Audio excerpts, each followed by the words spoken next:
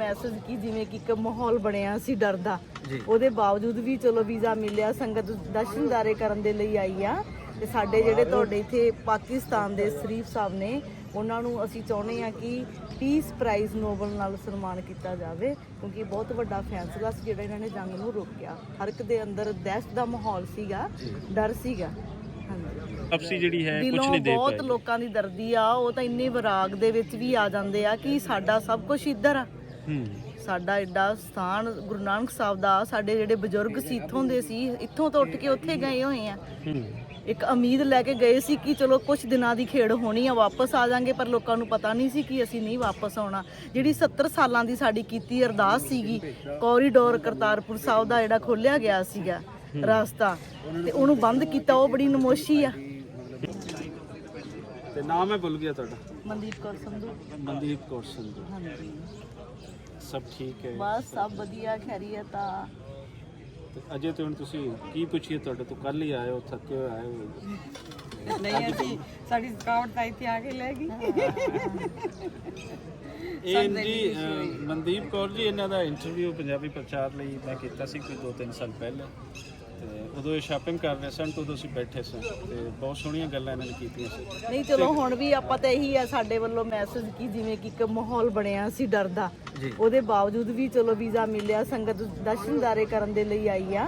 ਤੇ ਸਾਡੇ ਜਿਹੜੇ ਤੁਹਾਡੇ ਇੱਥੇ ਪਾਕਿਸਤਾਨ ਦੇ ਸ਼ਰੀਫ ਸਾਹਿਬ ਨੇ, ਉਹਨਾਂ ਨੂੰ ਅਸੀਂ ਚਾਹੁੰਦੇ ਆ ਕਿ ਪੀਸ ਪ੍ਰਾਈਜ਼ ਨੋਬਲ ਨਾਲ ਸਨਮਾਨ ਕੀਤਾ ਜਾਵੇ, ਕਿਉਂਕਿ ਬਹੁਤ ਵੱਡਾ ਫੈਸਲਾ ਸੀ ਜਿਹੜਾ ਇਹਨਾਂ ਨੇ ਜੰਗ ਨੂੰ ਰੋਕਿਆ। ਹਰ ਇੱਕ ਦੇ ਅੰਦਰ ਦਹਿਸ਼ਤ ਦਾ ਮਾਹੌਲ ਸੀਗਾ, ਡਰ ਸੀਗਾ।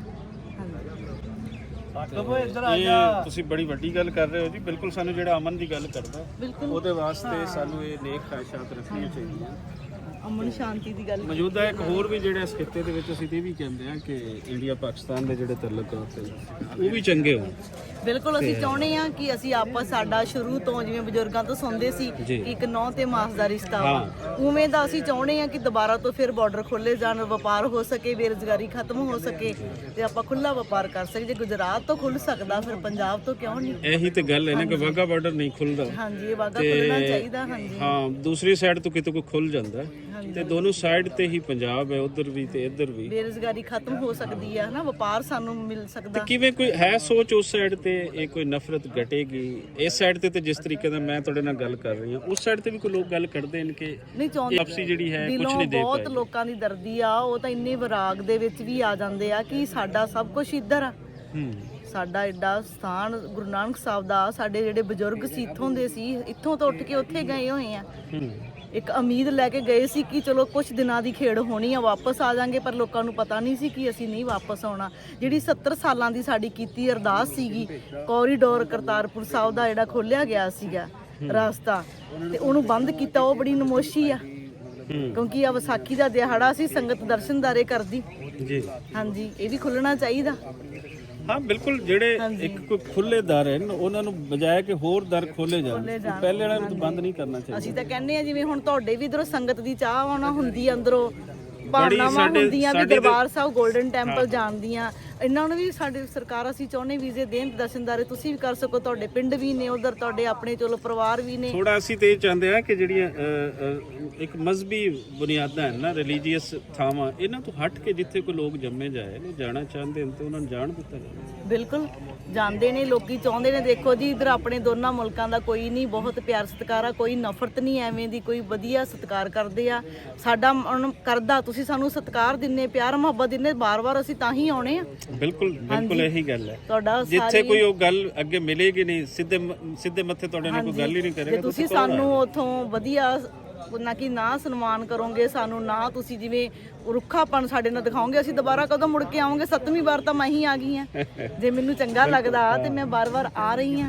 ਨਹੀਂ, ਤੁਸੀਂ ਲੋਕ, ਤੁਹਾਡੇ ਜਿਹੇ ਲੋਕਾਂ ਨੂੰ ਆਉਣਾ ਚਾਹੀਦਾ ਹੈ, ਆਂਦੇ ਰਹਿਣਾ ਚਾਹੀਦਾ ਹੈ। ਹਾਂਜੀ, ਜਿੱਥੇ ਕੋਈ ਨਫ਼ਰਤ ਦੀ ਗੱਲ ਕਰਨ ਵਾਲੇ, ਦੁਸ਼ਮਣੀ ਦੀ ਗੱਲ ਕਰਨ ਵਾਲੇ, ਉੱਥੇ ਆਪਸੀ ਸਾਂਝ, ਆਪਸੀ ਪਿਆਰ, ਉਸ ਦੀ ਵੀ ਗੱਲ। ਦੇਖੋ, ਜਦੋਂ ਅਸੀਂ ਕਿਤੇ ਬੈਠਦੇ ਆ ਨਾ, ਜਦੋਂ ਕਿਤੇ ਦੀ ਐਵੇਂ ਦੀ ਕੋਈ ਗੱਲ ਹੁੰਦੀ ਆ, ਕਿਸੇ ਦੇ ਮਨ 'ਚ ਸ਼ੰਕਾ ਹੁੰਦੀ, ਕਈਆਂ ਦੇ ਮਨ ਦੀ ਸ਼ੰਕਾ ਇਹ ਪਾਈ ਹੋਈ ਆ ਕਿ ਇੱਕ ਵਾਰੀ ਵੀਜ਼ਾ ਪਾਕਿਸਤਾਨ ਦਾ ਲੱਗ ਗਿਆ, ਕਿਸੇ ਹੋਰ ਕੰਟਰੀ 'ਚ ਨਹੀਂ ਜਾ ਸਕਾਂਗੇ। ਇਹ ਤੇ ਗੱਲਾਂ ਹੁਣ ਪੁਰਾਣੀਆਂ ਹੋ ਗਈਆਂ। ਨਹੀਂ, ਹੁਣ ਵੀ ਲੋਕਾਂ ਦੇ ਮਨ 'ਚ ਹੈਗਾ, ਬਟ ਅਸੀਂ ਇਹੀ ਉੱਥੇ ਸਾਡੀ ਬਹਿਸ ਵੀ ਹੋ ਜਾਂਦੀ ਆ। ਚਲੋ ਤਰੀਕੇ ਨਾਲ ਵੀ ਸਮਝਾ ਦਿੰਦੇ ਆ ਕਿ ਐਵੇਂ ਦੀ ਕੋਈ ਗੱਲ ਨਹੀਂ, ਖੁੱਲੇ ਦਰਸ਼ਨਦਾਰੇ ਆ, ਗੁਰੂ ਨਾਨਕ ਸਾਹਿਬ ਦੀ ਧਰਤੀ ਆ, ਆਓ ਜਾਓ ਜਦੋਂ ਮਰਜ਼ੀ ਜਾਓ।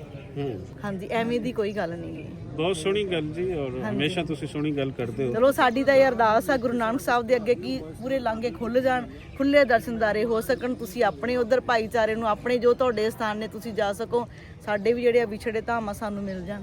ਪਰ ਦੂਜਾ ਇਹ ਵੀ ਗੱਲ ਹੈ ਕਿ ਇਹ ਸਾਰਾ ਕੁਝ ਇਹਦੇ ਨਾਲ ਨਾਲ ਜਿਹੜੀ ਦੁਸ਼ਮਣੀ ਹੈ ਉਹ ਤਾਂ ਕੁਝ ਨਹੀਂ ਦੇ ਪਾਏਗੀ ਨਾ। ਦੇਖੋ ਅੱਜ ਤੱਕ ਕੀ ਦੁਸ਼ਮਣੀ ਦੁਸ਼ਮਣੀ ਨੇ ਆਮ ਦਿੱਤਾ? ਲੋਕਾਂ 'ਚ ਤਾਂ ਕੋਈ ਦੁਸ਼ਮਣੀ ਨਹੀਂ, ਆਮ ਲੋਕਾਂ 'ਚ ਤਾਂ ਕੋਈ ਦੁਸ਼ਮਣੀ ਨਹੀਂ ਗੀ। ਲੋਕਾਂ ਨੂੰ ਤੁਸੀਂ ਲੋਕਾਂ ਨੂੰ ਕੀ ਕਹਿਣਾ ਚਾਹੁੰਦੇ ਹੋ ਜਿਹੜੇ ਮਿੰਟ ਤੋਂ ਪਹਿਲੇ ਦੁਸ਼ਮਣ ਬਣ ਜਾਂਦੇ ਨੇ? ਤੂੰ ਫਾਂ ਇਹ ਉਹ ਨਹੀਂ ਲੋਕ ਨਹੀਂ ਬਣਦੇਗੇ, ਲੋਕ ਨਹੀਂ ਬਣਦੇਗੇ। ਹਾਂ ਹਾਂਜੀ, ਸਿਆਣੇ ਲੋਕ ਨਹੀਂ ਬਣਦੇ, ਕਮਲੀ ਬਣਨਗੇ। ਚਲੋ ਜੀ, ਸਿਆਣੇ ਬਣੋ ਔਰ ਸਿਆਣੇ ਇਨਸਾਨਾਂ ਤਰ੍ਹਾਂ ਜਿਹੜਾ ਹੈ ਉਹ ਰਹੋ। ਚਲੋ ਅਸੀਂ ਤਾਂ ਇਹੀ ਕਹਿੰਦੇ ਆ ਵੀ ਵਾਹਿਗੁਰੂ ਕਰੇ ਪ੍ਰਮਾਤਮਾ ਆਪਾਂ ਸਾਰੇ ਇੱਕ ਹੋ ਜਾਈਏ, ਹੈਨਾ, ਖੁੱਲੇ ਵਪਾਰ ਹੋਣ, ਬੇਰੁਜ਼ਗਾਰੀ ਖਤਮ ਹੋ ਜੇ। ਸਾਡੀ ਬੋਲੀ ਵੀ ਉਹ ਆ, ਸਾਡਾ ਸਾਰਾ ਸੋਚ ਵੀ ਉਹੀ ਆ, ਬਟ ਅਸੀਂ ਆਪਣੇ ਐਵੇਂ ਜਿਹੜੀ ਅੰਦਰ ਦੀਆਂ ਜਿਹੜੀਆਂ ਸਾਡੀਆਂ ਨਫ਼ਰਤ ਦੀਆਂ ਭਾਵਨਾ ਖਤਮ ਕਰੀਏ, ਜਿਨ੍ਹਾਂ ਦੇ ਵੀ ਹੈ। ਬਾਕੀ ਸਾਡੀ ਸ਼੍ਰੋਮਣੀ ਅਕਾਲੀ ਦਲ ਅੰਮ੍ਰਿਤਸਰ ਆ, ਉਹ ਤਾਂ ਸਦਾ ਹੀ ਨਾਲ ਆ, ਹੱਕ 'ਚ ਤੁਹਾਡੇ ਹਮੇਸ਼ਾ ਖੜਦੇ ਆ। ਬਸ ਇਹੀ ਹੈ ਜੀ, ਗੱਲ ਤੇ ਇਹੀ ਹੈ ਨਾ ਕਿ ਸਾਨੂੰ ਜਿਹੜਾ ਦੋ ਰਸਤੇ, ਇੱਕ ਨਫ਼ਰਤ ਦਾ, ਉਸ ਤੋਂ ਹਟਣਾ ਚਾਹੀਦਾ, ਦੁਸ਼ਮਣੀ ਦਾ, ਦੂਸਰਾ ਇਨਸਾਨੀਅਤ ਦਾ, ਆਪਸੀ ਸਾਂਝ ਦਾ। ਤੇ ਉਹ ਪੰਜਾਬ ਤੇ ਔਰ ਇਹਨਾਂ ਦੋਨਾਂ ਮੁਲਕਾਂ ਦੇ ਦਰਮਿਆਨ ਕਈ ਤਰ੍ਹਾਂ ਦੀਆਂ ਸਾਂਝਾਂ ਹਨ, ਸਾਨੂੰ ਉਹ ਦੇਖਣਾ ਚਾਹੀਦਾ। ਵਕਤੀ ਤੌਰ ਤੇ ਲੜਾਈ ਵੜਾਈ ਉਸ ਸਗੇ ਬਿਰਾਵਾਂ ਦੇ ਨਾਲ ਵੀ ਹੋ ਜਾਂਦੀ ਹੈ, ਉਸ ਤੋਂ ਅੱਗੇ ਲੰਘ ਕੇ ਤੇ ਥੋੜਾ ਬਿਹਤਰੀ ਵੱਲ ਆਉਣਾ ਚਾਹੀਦਾ। ਬਿਹਤਰੀ ਵੱਲ ਆਣਗੇ ਤੇ ਲੋਕਾਂ ਦੀ ਹਯਾਤੀ ਇੱਥੇ ਬਦਲੇਗੀ, ਇੱਥੇ ਗਰੀਬੀ ਮੁੱਕੇਗੀ, ਬਿਜ਼ਨਸ ਵਧੇਗਾ। ਉਹੀ ਤਾਂ ਹੈ, ਬੇਰੁਜ਼ਗਾਰੀ ਖਤਮ ਹੋ ਜਾਏਗੀ। ਹਾਂ ਹਾਂਜੀ, ਬੇਰੁਜ਼ਗਾਰੀ ਖਤਮ ਹੋਊਗੀ। ਸਾਡੇ ਵੀ ਵਿਹਲੇ ਜਿਹੜੇ ਨੌਜਵਾਨ ਸਾਡੇ ਮੁੰਡੇ ਫਿਰਦੇ ਨੇ, ਉਹਨਾਂ ਨੂੰ ਕੋਈ ਜੌਬ ਵਗੈਰਾ ਨਹੀਂ, ਉਹ ਵੀ ਕੁਝ ਐਸਾ ਸੋਚਣਾ ਚਾਹੀਦਾ ਹੈ ਨਾ ਕਿ ਸਾਰੇ ਕੈਨੇਡਾ ਤੇ ਅਮਰੀਕਾ ਤੇ ਉਧਰ ਨਾ ਨਸਣ, ਇੱਥੇ ਇਤਨੇ ਰੋਜ਼ਗਾਰ ਦੇ ਮੌਕੇ ਹੋਣ ਤੇ ਪੰਜਾਬ ਦੇ ਅੰਦਰ ਇੱਧਰ ਆਫੀਸਰ ਬਣੋ, ਹਾਂ ਚੰਗੇ ਅਫਸਰ ਬਣੋ, ਕਿ ਐਸਡੀਐਮ ਬਣੋ, ਕੋਈ ਕਮਿਸ਼ਨਰ ਬਣੋ, ਕੋਈ ਤਾਂ ਬਣੋ, ਪੀਸੀਐਸ ਕਰੋ, ਆਈਐਸ ਕਲੀਅਰ ਕਰੋ। ਹੁਣ ਕੋਈ ਲੱਭ ਜਾਂਦੇ ਨੇ ਵੈਸੇ ਕੋਈ ਨਵੀਂ ਜਿਹੜੀ ਜਵਾਨੀ ਹੈ ਸਾਡੀ ਉੱਥੇ ਹੀ ਸਾਰੇ ਨਿਕਲ ਜਾਂਦੇ ਨੇ? ਨਹੀਂ ਹੁਣ ਤਾਂ ਥੋੜਾ ਫਰਕ ਪੈ ਗਿਆ, ਹੁਣ ਅਕਲ ਆ ਗਈ ਹੈ ਬੱਚਿਆਂ ਨੂੰ। ਅੱਗੇ ਇੱਕ ਟ੍ਰੈਂਡ ਜਿਹਾ ਹੀ ਬਣ ਗਿਆ ਸੀ ਕਿ ਬਾਹਰ ਜਾਣਾ, ਬਟ ਹੁਣ ਉਧਰ ਜਦੋਂ ਕੰਮ ਕਰਨਾ ਪੈਂਦਾ ਬੱਚਿਆਂ ਦੇ ਹੁਣ ਵੀ ਮਨਾਂ 'ਚ ਹੈ। ਬਟ ਬੱਚੇ ਜ਼ਿਆਦਾ ਹੁਣ ਜਿਵੇਂ ਯੂਨੀਵਰਸਿਟੀਆਂ 'ਚ ਬਹੁਤ ਘੱਟ ਸੀ ਐਡਮਿਸ਼ਨਾਂ ਵਗੈਰਾ, ਪਰ ਹੁਣ ਬਹੁਤ ਜ਼ਿਆਦਾ ਬੱਚਿਆਂ ਦਾ ਇੱਧਰ ਝੁਕਾਅ ਹੋ ਗਿਆ ਸਟੱਡੀ ਵੱਲ।